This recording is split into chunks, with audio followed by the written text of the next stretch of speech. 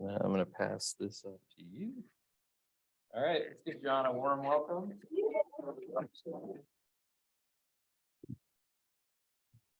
Thank you. Thank you. As you can see, in July of last year, we went to Panama to do the Canopy Family's 3 locations.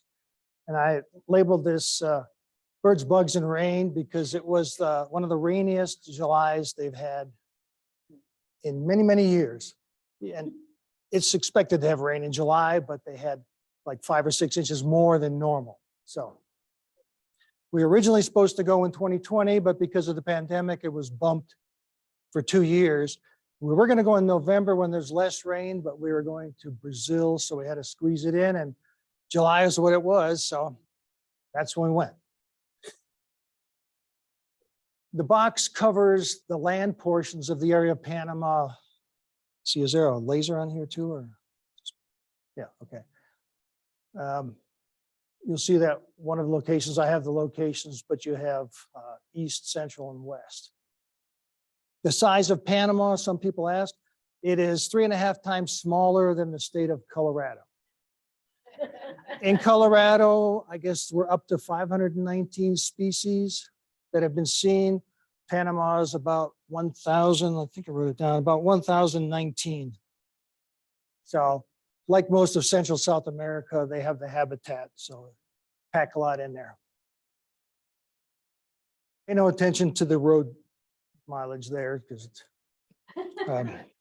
so originally our plan was to go to the Canopy Lodge, which is here, and then the Canopy Tower, and then the Canopy Camp. Because you fly into Panama City right here. It takes 2.5 hours. Yeah, it takes about 3 hours to get from the airport to the lodge. It takes about 6.5 hours to get down to Canopy Camp. So that was the original plan, but because they were having some government unrest, well, popular unrest because of the government and their practices and the high price of gas, and there was protests, so the highway here was blocked, the highway here was blocked. So we went from the airport to the Canopy Tower because that was the only place we could go.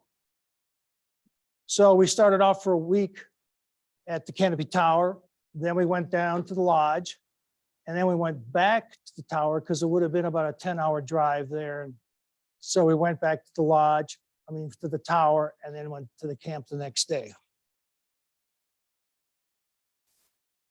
So I'll be covering the trip from start at the tower, the lodge, and the camp as we go through. This was the basic agenda. And as I mentioned, they have package deals. We did the 21-day trip where you do a week at each location. It's kind of pricey if you go in the high season, like now. But if you go from April to December, it's 40% off, which is pretty good chunk. So go the end of April or maybe December if you want to be there for Christmas.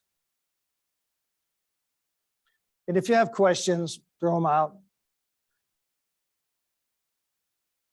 I don't know if you really want to read all that. It tells you we're going all over, east, central, west. We're going to see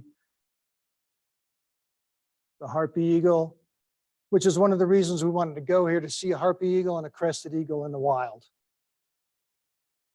And fortunately, we did. Okay, our first location, can everybody hear me okay? Okay, I was going to move back a little, because I normally don't speak very loud. Starting at the Canopy Tower. The Canopy Tower was built about 1963. It was a radar installation for, well, count drugs, whatever. It was turned over in the 80s to the FAA and the Panama Canal, in essence, consortium. So they were tracking low, slow flying aircraft that were trying to go through the canal zone. Then in, I think, 1989 or 90, when everything reverted to the Panamanian government, they were given this. And then Raul Went up there and got a lease. He was looking at another place, but he couldn't get the land. So somebody in the government said, why don't you go look at this place? It's got a mile road going up and down to its place. It's in the forest. You might be able to do something with it. So he signed a extended lease for this with the understanding he would turn it into a rainforest preserve and watching location and ecotourism site. So ever since then, they've had that. And then in 2010, they built the lodge because that's where his family used to go on vacations, and his grandfather lived there. And then in 2011 or 13, they built the camp down in Darien because his grandfather used to run a gold mine down there. So it was all tied to family. Oops. And this was kind of funny. And thankfully, we both had our military IDs with us, so we could get in. But the concertina wire, razor wire is still there. Many of our trips were taken on this truck named the Tinamou. Sometimes you'd sit on the back with the guide and they have a driver. Other times, since it's raining, we would ride inside till we got to where we're birding and then gear up and go out. When you come in, this is what you see inside the tower. And it took me about 4 days to realize that there was things painted on the poles too. Our room was the harpy room. So it was moist because if you see the windows up here, those are screens. And when the pouring rain comes down and there's so much in the air, it just comes in the room. The fan doesn't really do anything. In the 3 weeks we were there, with all the excess rain we had, nothing ever dried. All of our clothes were in those little vacuum bags. So you take a shirt out and put it on and you'd be wet by the time you went to breakfast. And you'd hang an old one up in the room. It'd be just as wet when you packed it up to leave. So, but in spite of that, the birding was awesome. So this is up on the 3rd floor. Actually, our room was on the 2nd floor, and you can see the dining tables and the food table and all the windows where you're looking out at birds while you're trying to eat without getting up to look at the birds and the monkeys. And all the food was put out on the tables there. And here is the staircase. I was lucky I only hit my head once. It's very narrow, but where you go up on the top, where you bird above the canopy, which is pretty amazing to see all the birds looking down at them. So John, how many rooms do you think there are in the tower? I think there's 12 now. There was a large group of 24 people that were going to stay there and take the whole thing, but because we were there because of the protest, they put them up at a hotel about 20 minutes away. They brought them in every day to eat, go on their tours, and then go back to the hotel. So, and this is one of the things we do at every place, is a selfie to prove we're there. And I even flipped the picture so my hat writing is the correct way. This is our guide at the first location. We had Iwa for the first week. And I was actually scrunching down a little bit. Oops, sorry. There it is. I was trying to scrunch down to get closer because I'm actually a little taller than that with my wife. But Iwa is a little short. He's of the Wunan tribe. He's originally from the Darien. He grew up in the Darien. As we saw when we went to the zoo and saw the harpy eagle, and they have signs with all the pictures of everything the harpies eat. He said, I ate every one of those growing up. So, yeah. Great curassows, tinamous, he ate them all. It says our trips. These are all of the stated places we went. Sometimes we would stop on the way to those. There's some big name place. Semaphore Hill Road is the mile road that goes from the highway up to the tower. Pipeline Road is a big one for birding because you go there several times. That's where you have a massive variety of birds on. We did about 6 miles of that road, half each day. In the rain, it was fun. Some of the other places were fields on the road, or you'd go to near a chicken farm and little woods and see all kinds of birds. So Ammo Dump Ponds was near old Army location. As pipeline road was the pipe that ran the fuel line along the road. Some of the food we had. This is here because there was an article before we went about one of the bakers there. He used to work as a maintenance guy there. He still does, but he liked to bake and he started making bread with coconut milk. And he made some and they ate it and they wanted him to make it for the people. So now every dinner he makes different animals and then you put it out and you, oh, it's beautiful. And then you just start slicing the head off and whatever. So it's very good bread, very good. And it's always warm right out of the ovens when it gets it. They time it just right. It's just some of the, it's all family style there, which is why we didn't go in 2021 because there were no family style meals. You couldn't sit around with all the people because you still had to wear masks. So that's why we bumped it another year. Just a wide variety of stuff. And there he is making his little crocodiles or caimans. The crab was delicious. Okay, so these are some of the birds that were right around the tower or on these trips. These guys, there must have been 40 of them all around the perimeter fence of the tower, constantly flying back and forth.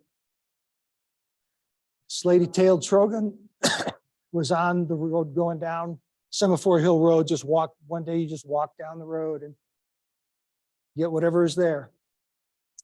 This is a bad one because this was actually, you can see it's blown out a little bit. These things hide in the shadows.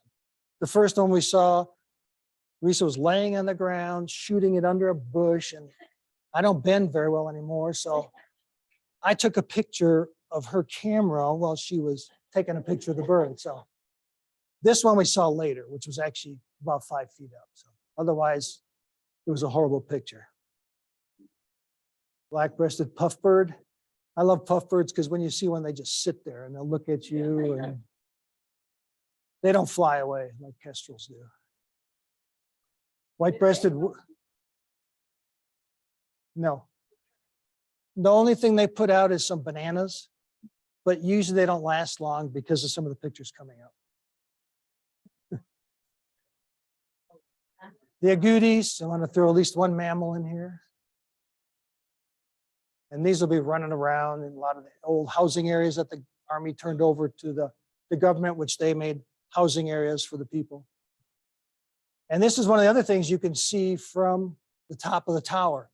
This is the old Panama Canal, not the old original Rivery one, but the one that was built in opened in 1914, I believe.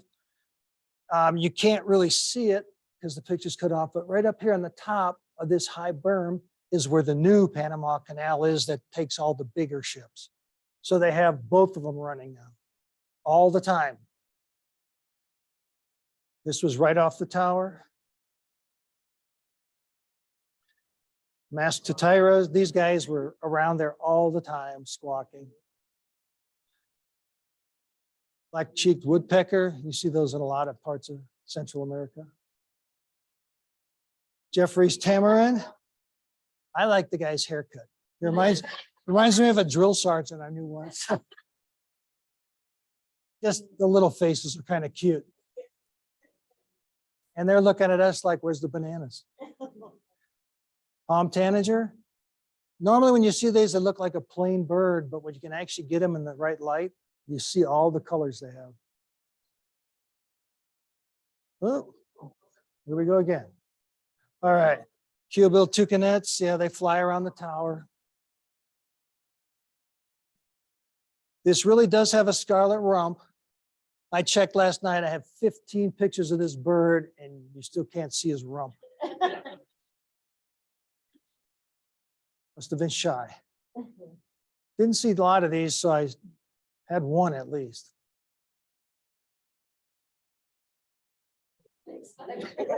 Aaron, there's not a bird. Yeah, this is the Latin name of the Bigarus spidorius or something. That was about 5 inches across. Pretty colors.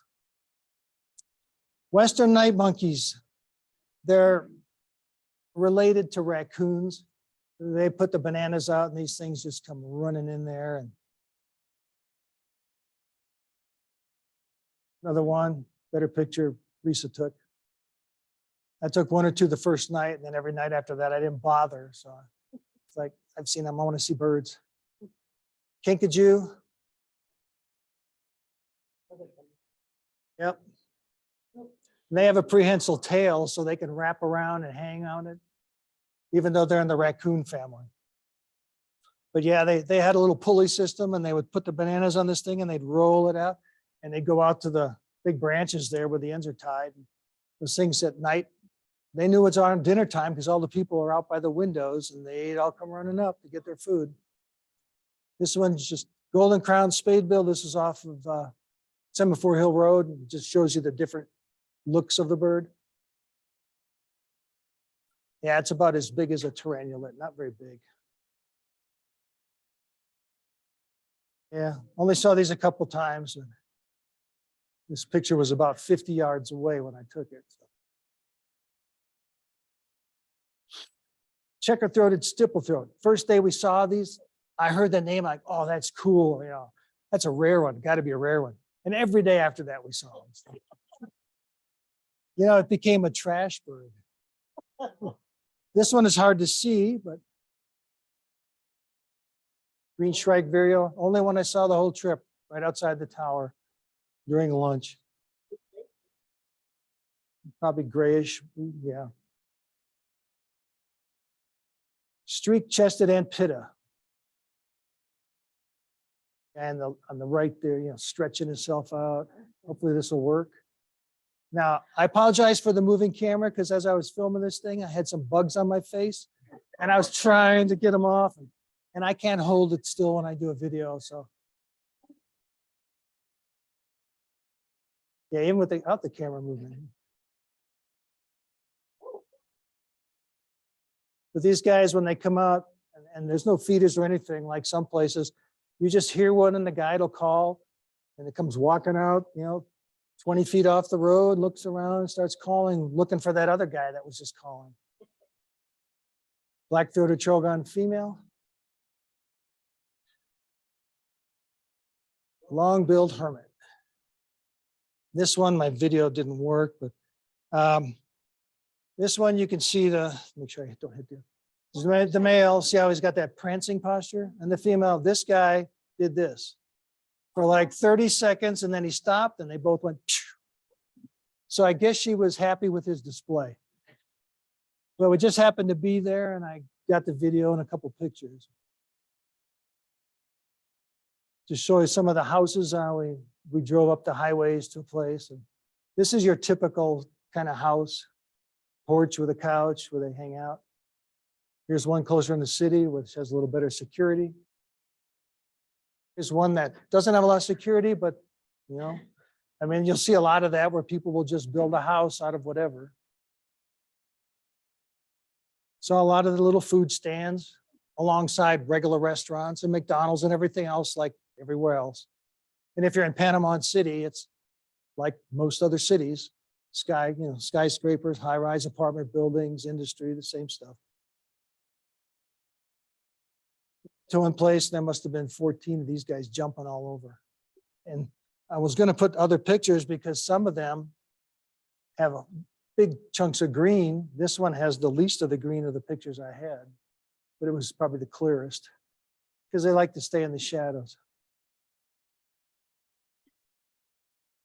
Obviously, he's just had his lunch of a bunch of leaves and they're digesting. And yeah. Some mornings they are. The native woodpecker. If it was a male, come on, stop that. If he was a male, he'd have red underneath here. And this is another spider having its breakfast. That's two bugs. Barred antshrike. These guys I like because when they're around, they let you know. They're like a blue jay. They just make a lot of noise, and then you go find where the noise is. Just like the one that was out at Cross Creek Reservoir. This is down near the canal by the ammo dumps. Panama flycatcher.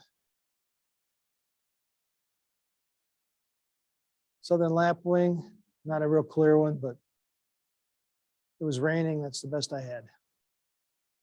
And then we were down a Pipeline Road.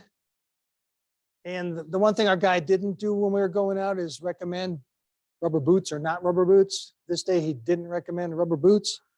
And this is some of the better portions of the road where we went 3 miles out, 3 miles back on that first section. So we were dancing along the trail a lot to stay out of the mud.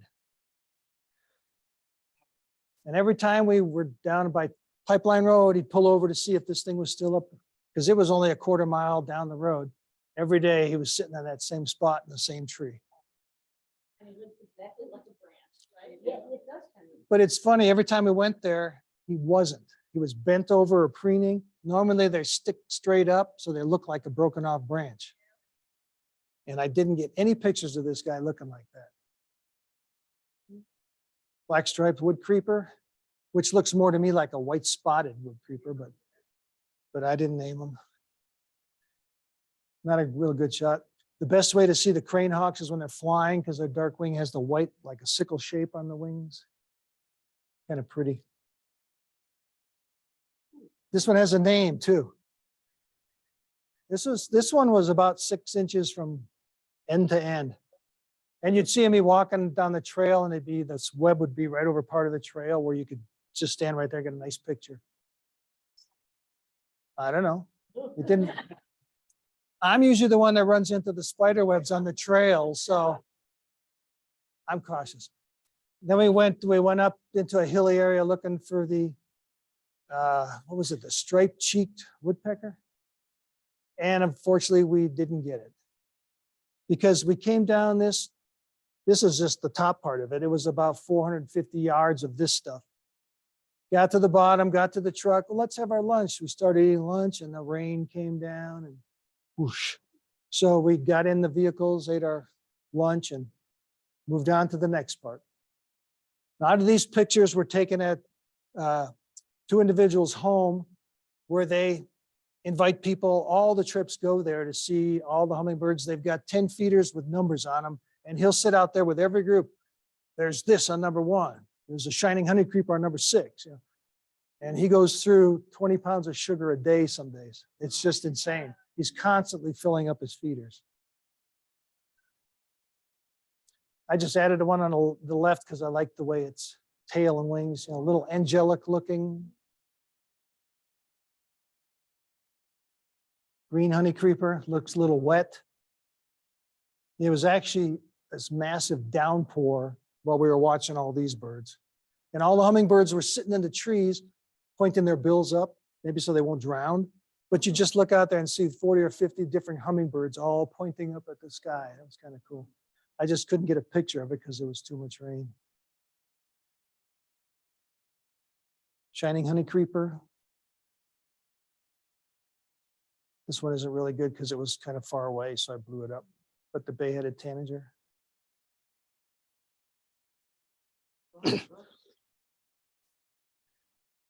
That's one. We were on a trip in Costa Rica recently, and in 2 weeks we heard these every day, and we never saw one, which a guide couldn't believe because usually they're just there. This is the male and the female spotted antbirds. It was interesting because you could see all the bands on the male's legs. But since the guides, don't run a banding program, they really don't know, who's doing them or, what the colors mean. This guy was out in the middle of Pipeline Road, was laying out there, looking around. Unfortunately, you can see there's some red on his head, which isn't mud. And we came back after 2 hours and he was laying there. So somebody must have run him over. It was about a 5-foot long snake. Immature hook-billed kite. And you can tell that because if you look in the books, the adults are grayish and don't have they have a gray and light white, right, John? Striping? Yeah. This one looked like he's lost his tail too. This guy was on a trail. We walked right past him on the way out, didn't notice him, came back. And he's just sat there. You could walk up and almost touch him. He just sat there singing, looking at us. This was taken at about 10 feet away. Got a bunch of videos. This one is hard to see, the fasciated. I don't know if you can see the red eye. It looks a lot like the barred antshrike, but the fasciated has the red eye, and the barring is a little different. I know she's not digiscoping right now. But yeah, there's a picture there. She's a master of digiscoping just with her camera. I mean, with her phone, just pretty amazing. Something familiar? Scarlet tanager? That's wrong. It's the crimson back tanager. Some of my last changes didn't say it. Gartered trogon. Dot-winged antbird. They named that one properly, I think. Yep. They are pretty cool. And some guy just chilling.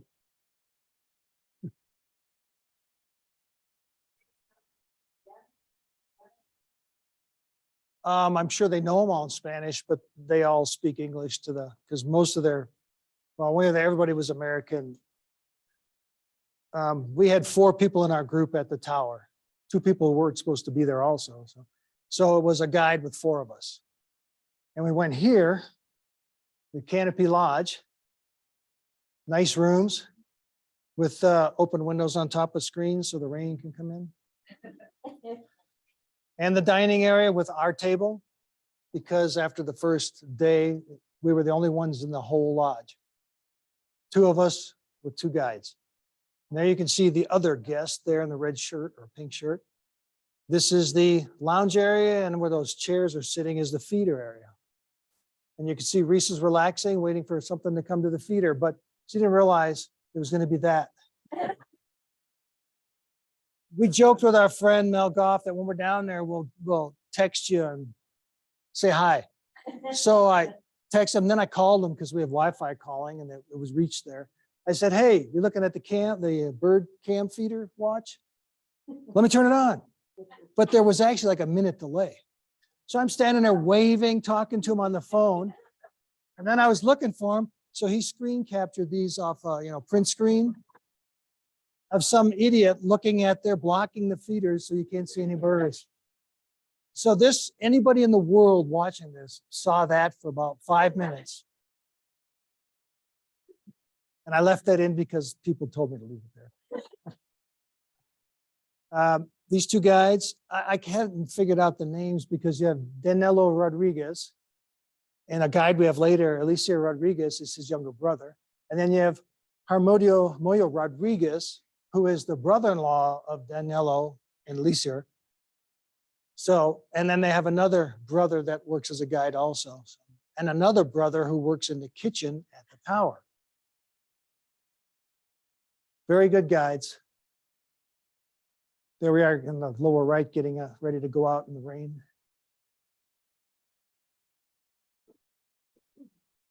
These might be familiar to some people, but I hadn't heard of all the locations before I went there, so you can find them all in eBird. And the one on the upper left was, they said apple pie. It did have apples, it had ice cream, and it was okay. When you hadn't had desserts, it was like pretty good. Yeah, we got a wide variety of food. The pulled pork was very good. First bird I saw there is walked out, set our bags down, and these guys were right above the feeder bouncing around. And golden hooded tanager, you see them all over Central America. This guy's looking at us, looking at him when he just wants to get some banana. This was out on one of the trips, the chestnut-backed antbird. Yep, pretty rosy looking thrush tanager. Rufous and white wren. Black crowned amphitta, and you can see the black crown on the amphitta there. There was a story that an occurrence happened. We were in this woods and this guy ran off in the woods and there was a little ant swarm and the trail was on the top of a rise, so it dropped down about 40 feet to our left. So we're walking around looking at birds, and then we stopped, and Danilo was over to my left, then Risë was right here, and I'm over here, and they're talking about some bird, and this little bird walks out from the ant swarm, walks right between them.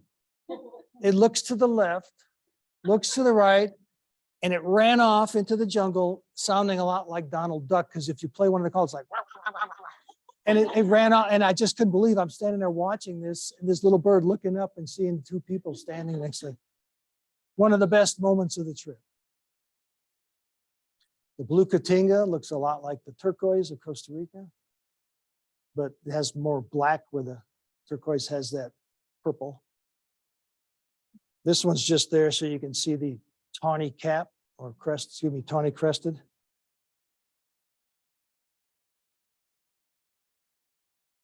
Field euphonia. And another non-bird thing. You'll see these all along the rivers everywhere you go. And this one, you can see the huge white lines on the shoulder.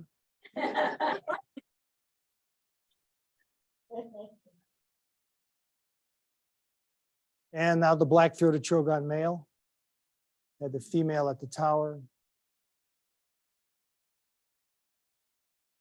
Dot-mantled antbird. I like the red eyes, they're just piercing. A bug on Risë's head. Walking stick of some sort. They have so many different kinds. No, they actually, the question was, do antbirds eat ants? So antbirds, ant shrikes, ant pittas, even, they follow the ant swarms of the army ants. And when those ant swarms go through the jungle, all the bugs try and get out of the way so they don't get eaten by the ants. Well, these birds and other birds will sit around the swarm waiting for all the bugs to go up. And they eat all the bugs that the ants flush up. So I guess that's why they call them antbirds. Red-faced spinetail. And this is just in the town going through, saw the school. I mean, we birded right around here, got some really nice stuff. Just all the kids come out in their uniforms. You know, they all have their different uniforms. And this is in here because these little toys, you know, about 2 foot by 3 foot, I was seeing these in every yard in this town, all the kids playing on them. And then we're going through town like, there they are. Probably not as funny to you as it was to me. And this is just like some of the terrain where we were birding up in the hills and on the roads in the hills. Tody Motmot, that side, Tody Motmot, that side. Not as colorful as any of the other Motmots that I've seen in Central America. Light-colored grosbeak. Should be red-billed grosbeak. Wedge-tailed grassfinch. I guess this, you know, this is, I guess, a really sought-after bird from what people were telling me, and everyone is asking me, did you see it? Yeah, we just drove up this field, and the guy got out and called, and there it was. That one's tucked in a little bit, and then he decided to pose for us. And this is where we're going down. We're going down towards the coast to have lunch on the coast at the owner's beach house. And this was my lifer mammal. We're there getting ready to have lunch, looking at the beach at a couple gulls, and I see something about a mile out. And I'm like, that looked like a whale jumping. And then I see some spray, and I've got my binos up. I'm like, get the scope and look out there. There's like 13 whales out there, and some cat, and they're jumping and breaching. And so the guy never gave up the scope, because he'd been there for 20 years and never seen a whale out there. Which, so to me, that was a big thrill. Broad-billed motmot. Striated heron. Some were debating if it's a green heron, but they cohabitate. So the offspring, it's like it could be one or the other. This one has more of the gray. You know, the green heron has more red on the neck. So the guide figured it was probably more striated than green. This was a real surprise. We went out looking in this location. It was pouring rain because these had been reported in the area. And there was a washed out river where the water was roaring through this with the mud. And we're going past it to go find an owl. And then all of a sudden, these two birds just flash out of there. And I'm like, what was that? And he says, oh, I think they were capped herons. We're like, what? Because you don't see them that often. They're very secretive. Then we went back the next day to try and see the owls again. And there's another one here, just jumps up in this tree about 500 yards away and just perched up there and stood there for the whole time we were there. And we walked down, came back, it's still up there. And yet that pretty, the pinkish on the end of the bill, the blue face, the black cap was, and then after that, we saw him like 5 other times. So, and this was the owl we're going to see, but it was pouring and he was hiding. So it's the best shot we got. He just never wanted to come out. This was a quick shot out the window of the van as we're going back up to the tower. And these, there was about 7 of them. They ran across in front of the van. So that was the best I could shoot before they got away. Collared trogon, which the horn-bellied, I think, John, aren't those the ones they lumped together? All the collards, the orange belly, yellow belly, brand colored flycatcher. Yeah, kind of. Flame rump tanager, most of the flame rump have the bright red. This is the lemon rump variety. And then Lania with their, all have that same hairdo.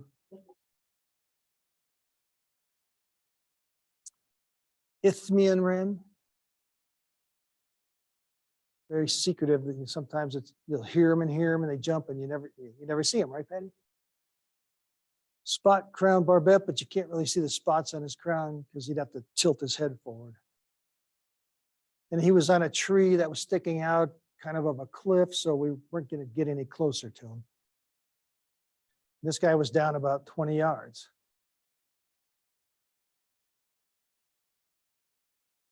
Blue-headed parrot. I like the birds that are named appropriately when you see them like, oh, that's a blue head on that.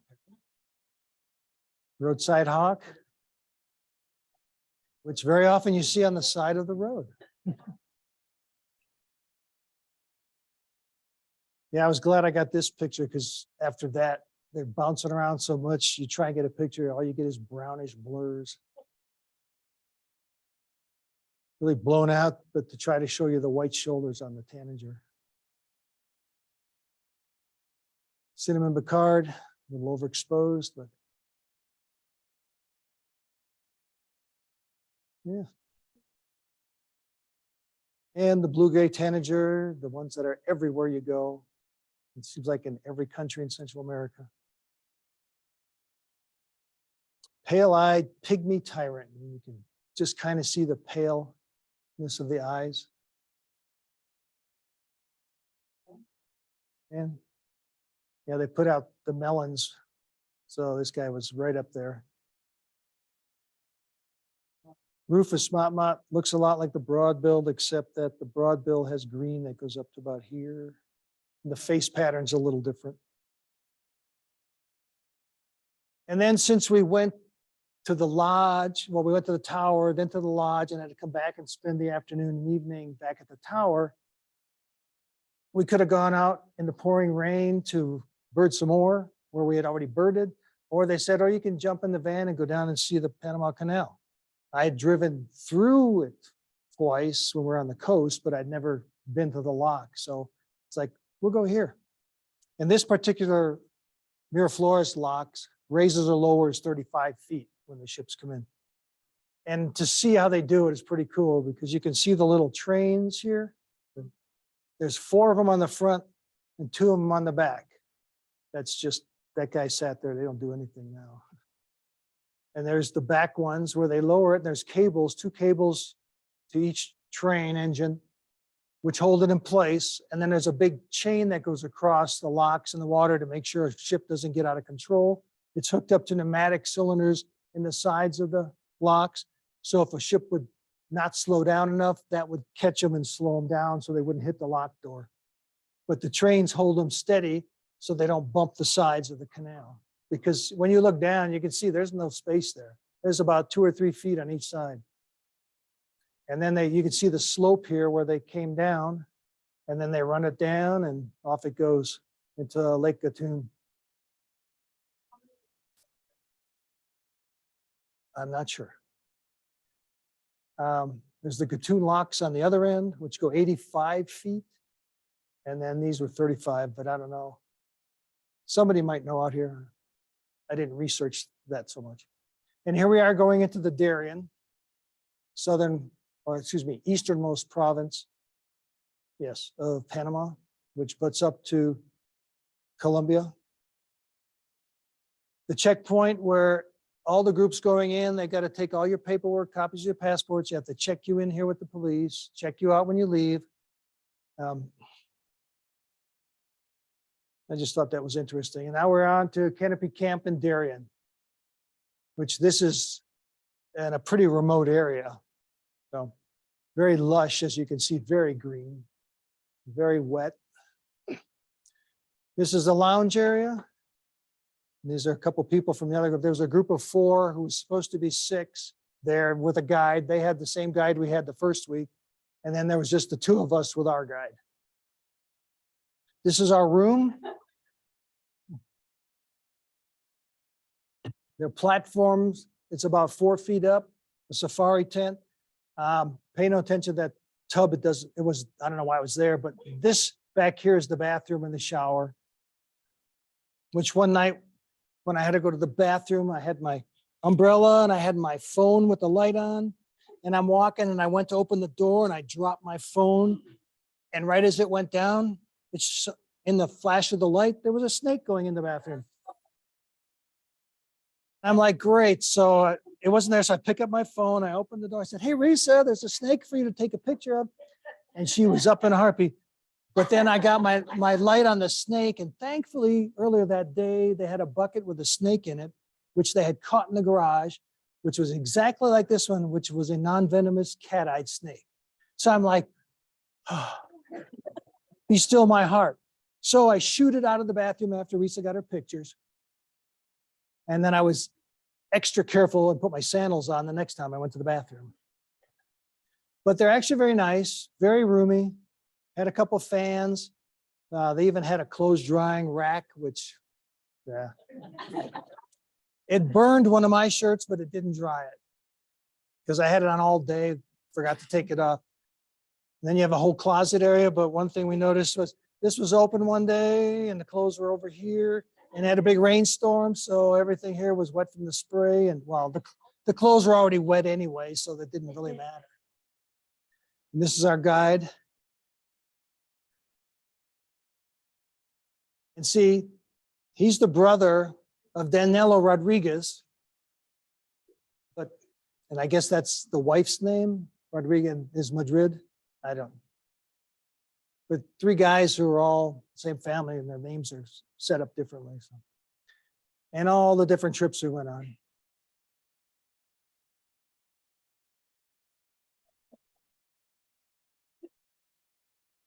Yeah, they're in the eBird listing.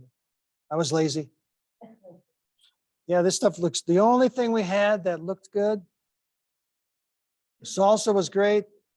These weren't plantain. They wanted to try something new with some other thing off a tree. Yeah. I'm not sure. I can't really equate it to something because the texture and the taste were very strange. And I had one and I buried it with salsa after the first bite, and that was it. And a little rice pudding dessert. It was very good. A lot of salads. And there's a howler with the leaves they eat all the time. So no wonder they get an upset stomach and look grumpy. This is the Pan American Highway, which goes all the way from Prudhoe Bay, Alaska, down to Yaviz, which there's a picture of the signs. Now look at that road. Smooth, creamy, smooth concrete, beautiful, which started at the border of the Darien because they had just paved these 3 years before. And every bit of highway from the Darien back to Panama City was 3 times worse than the worst we have here. They don't need police because you can't go over 20 miles an hour because it's so bad. There's so many big holes. People are driving in both lanes to try and get down the highway, and everybody has to go so slow that when we got down here, like, this is awesome. And here it is. And you have in the Darien is the Darien Gap, which is a 60-mile gap between the end of the highway and where it starts up again in Colombia. And they talked about paving it for a while, and it was just too, the Darien is dangerous, undeveloped. There were some shows on recently about the Darien and all the migration coming through. And we got to experience that at one of the little boat villages where there was nobody there in the morning when we went out. When we came back, there was about 40, 50 guys all around looking for a job. And then they were telling us about where they collect them all, and the trucks come in, and we went a half mile up the road, which we didn't see in the morning because it was dark. And here's a little fenced in area with about 100 guys and gals and kids.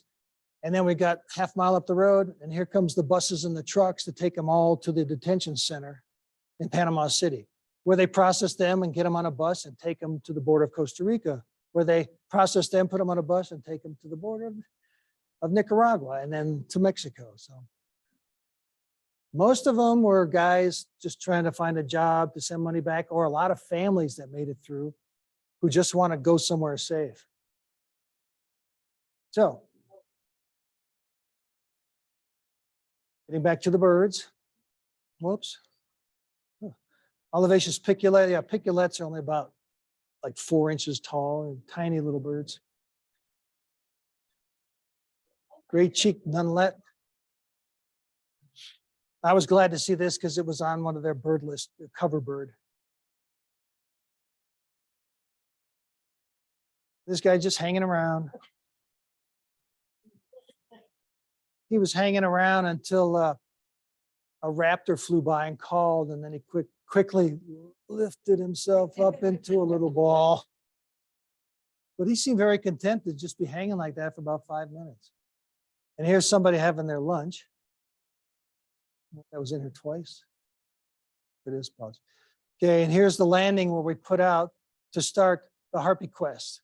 This is part 2 because when you go to see the Harpy eagle that they had this time on a nest, it was 45-minute drive in the truck. Get on the boats, go about an hour upriver. See the locals doing their laundry on the way up. Get on horses and go on about an hour horse ride through the jungle. And my guy liked to give his horse a really long lead because they're holding ropes leading him through the mud because the mud was about 18 inches deep. They didn't want the tourists to get stuck in the mud. Well, my guy had this longest lead, and my horse, with the freedom he had, constantly ran me into the trees on the side of the trail. So we came to a river and they had to walk the horses through, and we took a little bridge and we got back on, and all the guides are looking at me and they're pointing at me. I'm like, what? And they grabbed, and I had blood running down my arm. And I'm like, oh, must have bumped a tree. But they were like, what happened? They blamed the horse. Then he also knocked my hat off when he ran me into a tree, and the guide behind me picked it up out of the mud and gave it to me like 20 minutes later. And it had all sorts of wonderful trail stuff on it from the horses. And here we are, getting to the end of the horse into part 4, where we hump through the jungle for about 45 minutes till we get to this. This was about a 9.5-month-old chick, fledgling, because it's out of the nest. It's moving around from tree to tree, flying a little bit, but still, I think, was it 1.5 years or 2 years, John, where they depend on the parents? It takes them 2 years. Yeah. So they sit there, want mom and dad to bring them food. They had a biologist that watched this for 6 months. They set up a little stand. Oh, excuse me, that was for the crested. Watched it every day to see if mom or dad came, brought it food, recorded it, took pictures of it. And you can see the crest up here, which has a whole bunch of feathers that stick up, versus the crested has one that actually sticks up. If anybody cares, they go up to 20 pounds for the females, 13 pounds for the males. The heaviest on record was 27 pounds for a female. They're about up to 42 inches tall. The wingspan could be 7 feet. They can carry their weight in monkeys because they fly through the canopy and just dive, grab one and keep going. The lower leg is as big as my wrist, and their talons are 5 to 6 inches long. They're huge. This bird was about 95 feet up in a tree.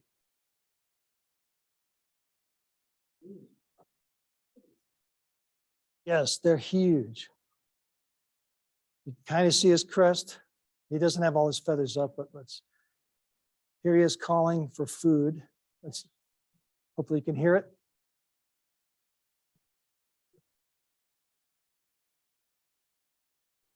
I don't know if you can all hear that little squeak kind of. That giant bird, he goes, "Eh." I almost stepped on this, didn't even notice it. And it was alive because they checked in it, walked off the trail. She gets all the good non-bird pictures.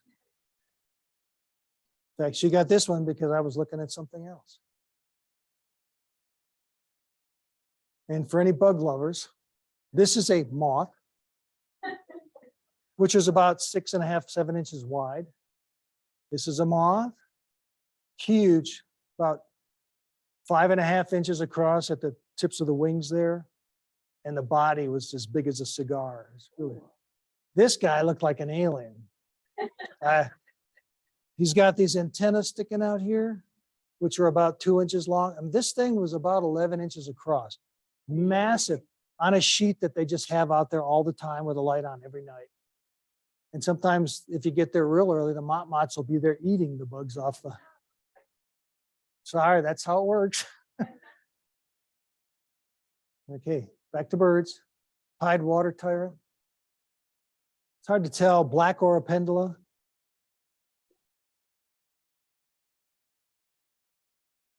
Pearl kite, which I really had to blow out to get colors because it was blinding sun behind them. White-headed wren, you see him hiding there. Barred puffbird. Whenever I see these, I think of a kookaburra for some reason. They have that look. This guy we had, when we were up at the lodge, they were calling in the valley for like 4 days, never saw one. Down here, for like 3 days, they're calling. Then we just walk down this trail looking for something else, and he looks up and goes, "Oh, barred puffbird, 20 feet above us in a tree." There's a little house in the woods where we were hiking down to some farm fields with massive farm production going on, and we were looking at all the cranes and herons and stuff out in the field. But this guy, two-room little house, had 2 nice horses that were off on the right, and he worked for the farm out there. Okay, the crested eagle was a lot easier. Get in the truck, drive 30 minutes down the road, get out of the truck, walk about 15, 20 minutes into the woods. And this is the one where they had the biologist there watching it for the first 6 months. It looks as big as a harpy, but they get to 36 inches, and surprisingly, they only get up to 13 pounds. But it's a huge bird. And the wings on these things looks a lot like the harpy chick.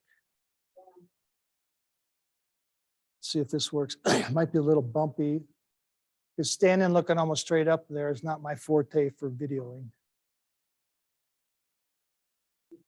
Yep. Feed me, feed me.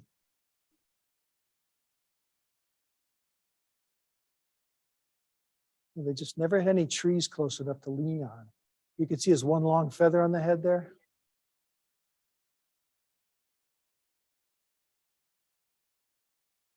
Let's go longer because there's a part where he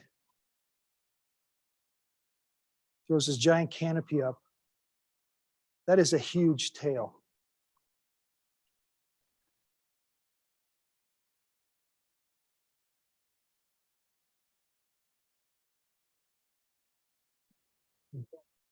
Pretty amazing. Yeah, this guy was, he was about 2.5 feet long. Just went across the trail right before we saw a couple mealy parrots fly in and land right above me and then give me a little something.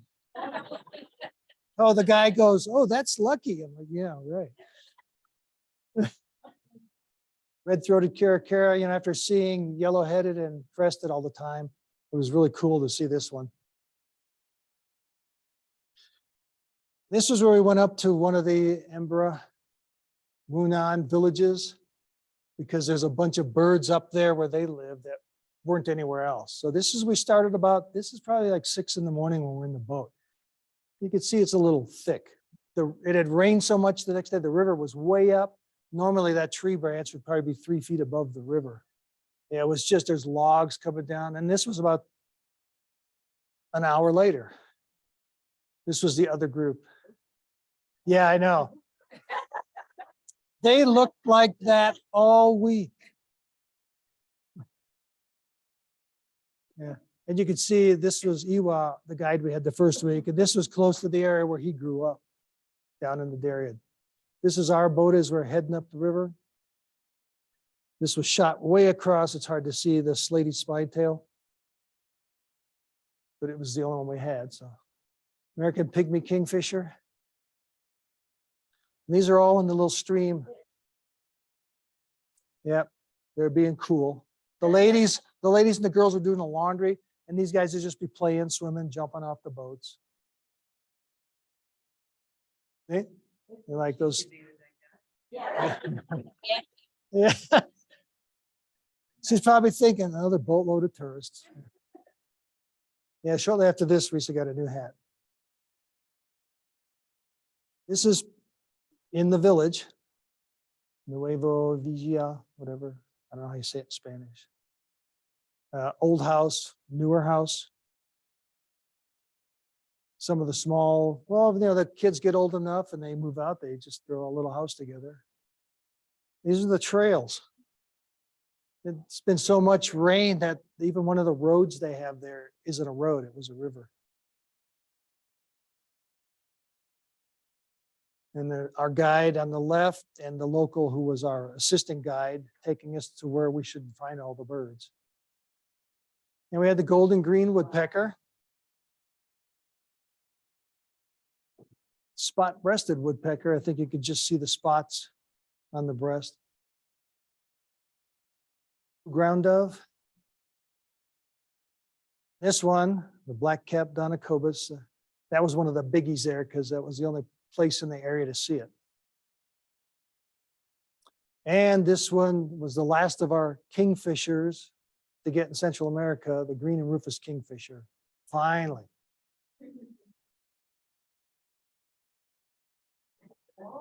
This is the two-toed sloth. Yeah, you can see he's a little wet. And then after we did the bird hike, you come back to the village where the senior woman runs the store. This was our lead guide from the boats. And they have all these woven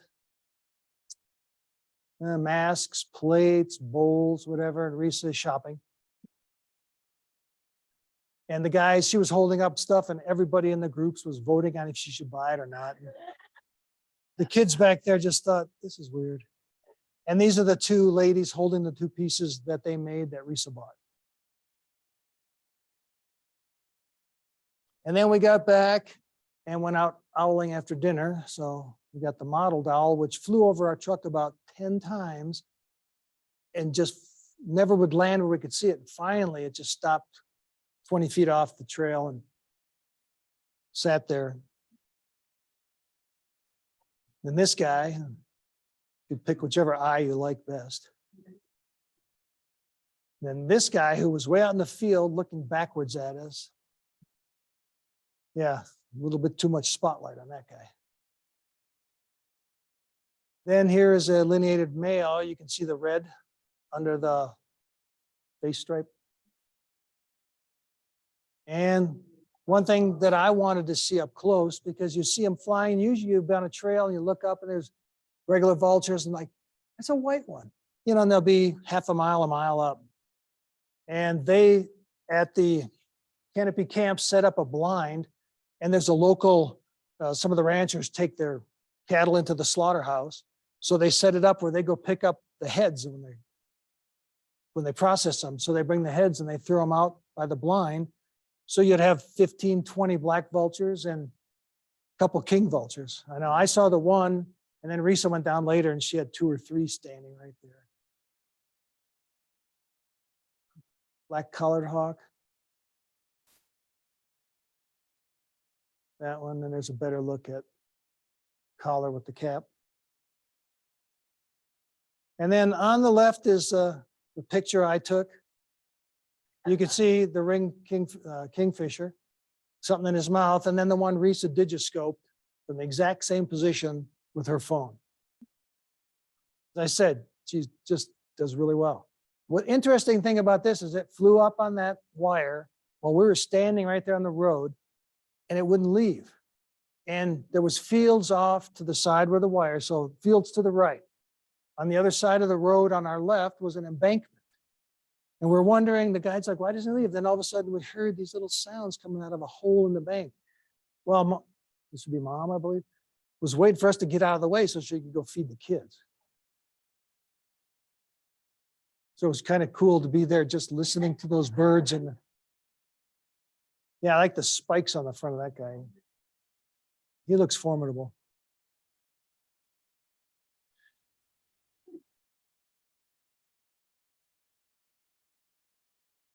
Another non-bird for those bug people. And then the day we were supposed to leave the Canopy camp, this was the yard. If you would walk down here and go this way, our tent was over here. So short boat ride away back here to the dining area. So we were going to leave at 7. This was about 8:30 because to leave the lodge there, you have to drive down the road, and there was a small stream about 20 feet across, maybe a foot deep. And then you get on and go another 2 miles, you get to the highway. Well, like 6 months before, whatever, the new manager was coming to work, and the river was up a little, and he drove in there, figured he'd go through, and as the river took the truck away, you know, he got out and swam to shore. So no one was allowed to go with a truck across the river until it was down to a certain point. Yeah, so this was the trail to the other tent. And it was still raining, but by 9:30, we were able to leave. It's always a joke in our groups when we'd like go to Costa Rica. It's like, it's not a trip until you find the first house sparrow. This was actually on our way back to Panama City, was the first one we saw. So then we're saying goodbye to Canopy Camp, heading back to Panama City to get to the hotel so we could fly the next morning. And there it is. Number of days birding, at least 49 book trips plus in between things. We saw 373 birds, which our friend Mel looked up on the average for the different months. Rain or shine, that's about the average that you would see. So even with so much rain, we saw a lot of birds. I had 64 life birds, she had 45. And we made a lot of new friends down there. And I will have to say the people at the Canopy family at any location are wonderful. They will do whatever they can for you.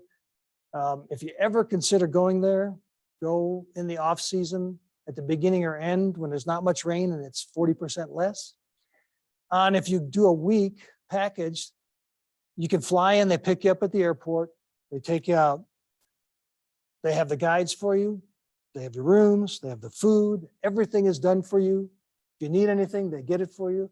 And then they take you back to usually a hotel, unless you can get a late night flight, but all our flights are mornings. So they take us back, we stayed at a hotel, next day gone. Everything was taken care of. It was wonderful. Yes. That was on the road by the tower. Total 21. Yes, sir.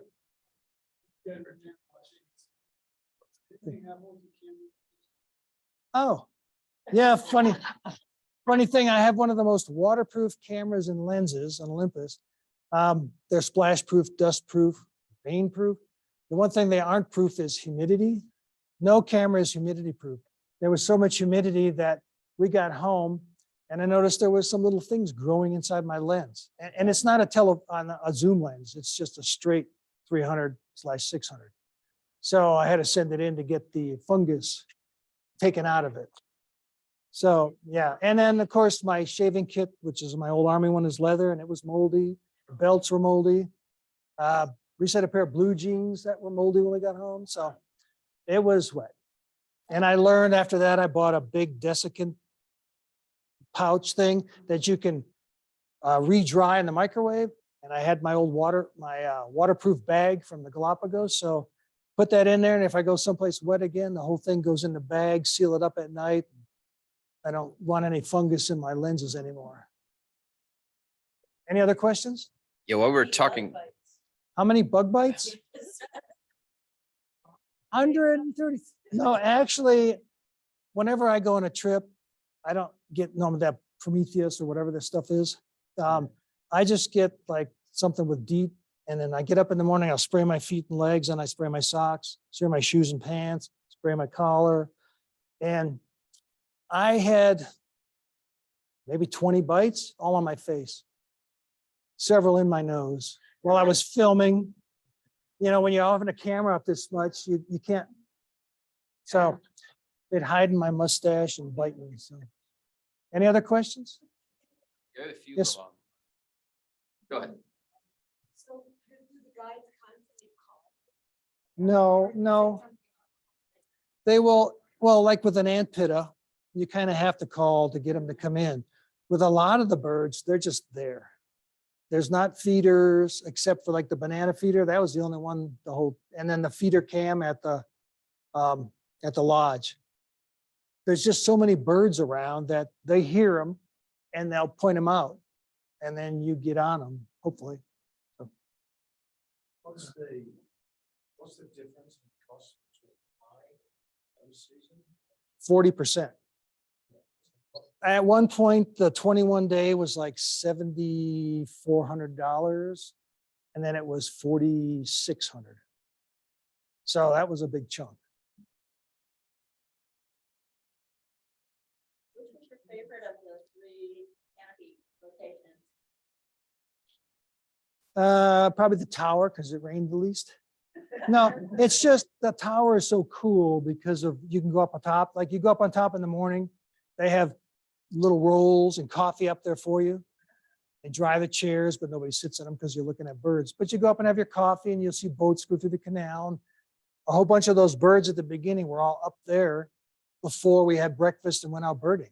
So, and I probably had 25, 30 more species up there that I just didn't include. Yeah. So you had a couple of questions from online. What kind of camera and lens were you using? I have an Olympus OM1 Mark II, which is 6 or 7 years old. Bought it used for about half price. And I have a 300 millimeter f4 Pro lens, which when you put it on that camera makes it a straight 600 millimeter lens. And that's pretty much, I don't put the extender on, just. How did you protect it from the rain? Or it sounds like maybe you didn't.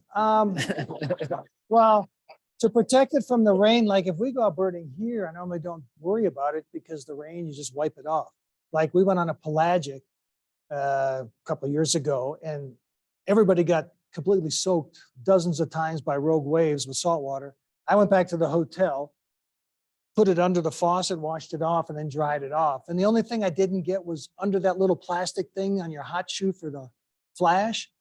I didn't get all of that out of there. So when I put a flash on it, like 6 months later, it wouldn't work because there was a little bit of white crusty on the contacts, but I cleaned it off. But now I also get the little, I don't know, I think they're rugged or something. If you go to B&H Photo, they have those plastic camera covers. You get 2 for $6.95, and you can set them up to cover your camera and use them. I've used them for years, the same one, and they protect your camera. And it doesn't even get wet. So, but from humidity like that, you need to have a dry bag and a desiccant bag. So. Couple sort of logistical questions. Did they provide rubber boots or did you have to bring your own? We took our own. The other group stopped at a store on the way there and bought theirs. And we all donated them to the Camp Darién. And they had boots there for people to use, but they may not have your size. So I got mine on sale for like $50 from Tractor Supply or something. I went online. They got theirs for about $5 from the local store. Hey, Ryan, And theirs fit better. Most of the Central and South American small feet. So they've got-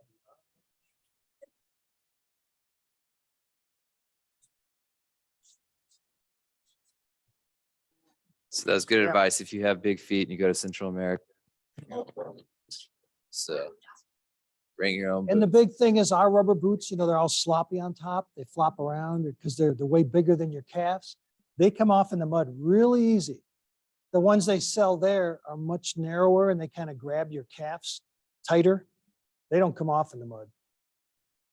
What about, did the Canopy Lodge provide scopes or did you have to bring your own? Every guide brings a scope.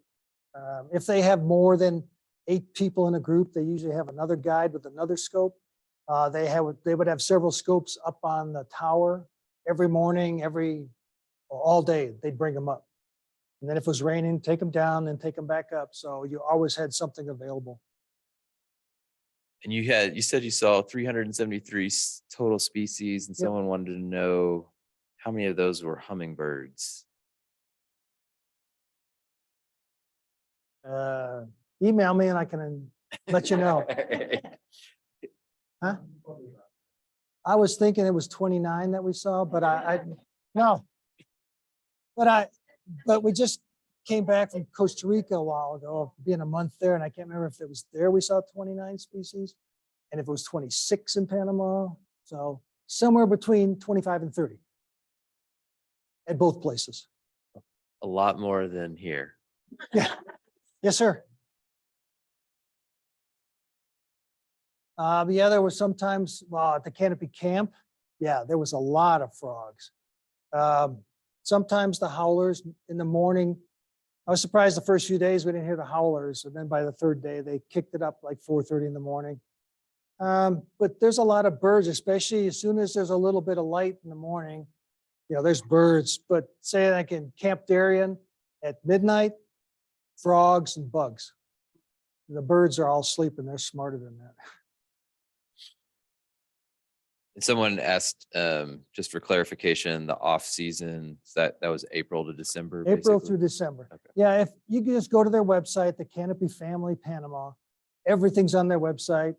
They have the cost differences somewhere on there and all their different trips. And then we had a very specific question about dimensions for a desiccant pouch. Okay, go to B&H. 1 inch by 3 inch or by No, 5? You No, need this something one, bigger. this one is, it's almost 4 by 5. Almost 4 by 5. The one Okay. that I bought, it was about $8 from B&H Photo. Okay. And what I like is you can dry it out in the microwave and just use it again. That's good. It turns blue when it's too wet. Oh, that's handy. Yes. Well, thanks, John. Give Well, John a hope you hand. enjoy it. Yeah. Okay. Oh, thank you. Thank Well, you. thanks everyone online too. We hope to see you on a trip or this weekend at the Birding and Nature Festival. And y'all have a good evening and we'll see you Cool soon. shirts.